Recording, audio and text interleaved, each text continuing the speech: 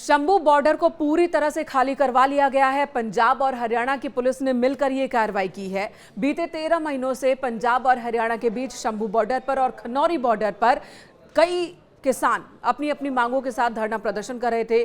सैकड़ों की संख्या में किसान थे जो अलग अलग वक्त पे यहां पर धरना प्रदर्शन कर रहे थे और कईयों ने तो यहां पर स्थायी निर्माण कर लिया था धरना प्रदर्शन के लिए, और अब इन निर्माणों पर भी बुलडोजर चला।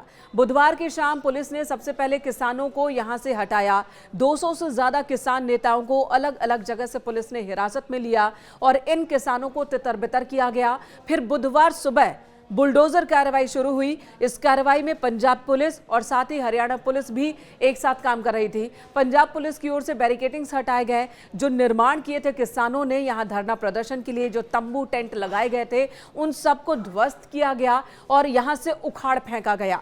तो वहीं हरियाणा पुलिस ने भी बैरिकेडिंग्स लगा रखी थी यहां पर, ताकि जो किसान है वो हरियाणा में प्रवेश ना करे।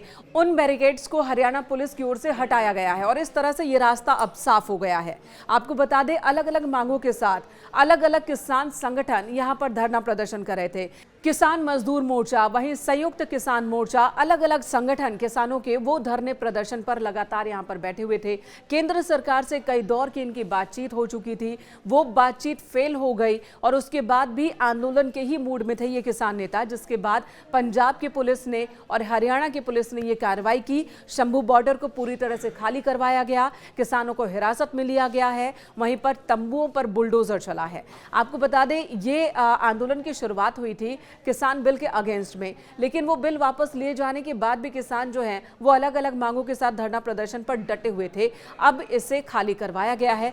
आम लोगों को दिक्कत आ रही थी, बॉर्डर बंद होने की वजह से, चौक होने की वजह से हरियाणा और पंजाब के बीच में आना जाना मुश्किल हो रहा था, और अब लोगों को मिलेगी राहत जब ये प्रदर्शन पूरी तरह से खाली करवा दिया गया।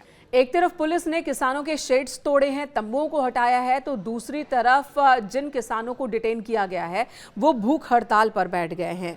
और डल्लेवाल को बुधवार रात जालंधर के पीएमएस अस्पताल ले जाया गया, क्योंकि भूख हड़ताल के बाद उनकी स्थिति थोड़ी बिगड़ गई थी। गुरुवार सुबह उन्हें पीडब्ल्यूडी रेस्ट हाउस में शिफ्ट कर दिया गया है। तो इस तरह से महीनों से चला रहा प्रदर्शन अब समाप्ति की ओर दिख रहा है। और जहाँ तक सवाल किसान का है, किसान की परवाह कोई भारतीय जनता पार्टी को नहीं है।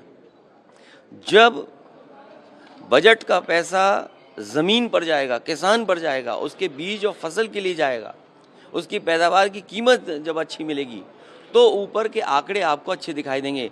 हमें अपनी व्यवस्था ज़मीन से बेहतर करनी है, किसान को खुशहाल बनाना है, लेकिन भारतीय जनता पार्टी ऊपर से अर्थव्यवस्था देखती है, ऊपर के लोगों को खुशहाल बनाती है, बड़े लोगों को संपन्न बनाती है। पूरे के पूरा कारोबार, पूरा का पूरा और जो लाभ देना है बजट का, वो उन्हीं के लिए है। तो जब तक अर्थव्यवस्था हमारी नीचे से ऊपर नहीं बढ़ेगी, तब तक खुशहाली नहीं आएगी। ये लोग वो हैं भारतीय जनता पार्टी के लोग जो ऊपर से नीचे ला रहे हैं, और किसानों के साथ एक जगह नहीं, न जाने कितनी बार अन्याय हो चुका है। कहीं भी देखिए, मैं पूरी जानकारी करूंगा, लेकिन किसान के साथ कहीं भी कोई सरकार अन्याय नहीं करे। उनकी मांगों पर चर्चा हो, उनकी मांग कैसे पूरी हो, उनको समझाया जाए।